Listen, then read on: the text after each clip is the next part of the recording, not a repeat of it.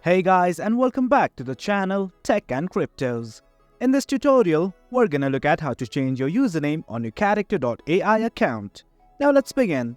On any browser of your choice, simply type character.ai and hit on enter right now. Now this is the official homepage of character.ai. And if you have not logged in, do log in right now. As you can see, this is my username and I want to change it. Now let's try to change this username because I really do not like this. Let's focus on the left side of the screen. At the very bottom, you will again find your profile picture and username. Simply click on it. A pop-up like this will open up. From here, just go to profile. And again, in this profile page, what you want to do right now is click on the settings button right here. Now again, a pop-up like this will open up. Here's your username right here. Simply edit it.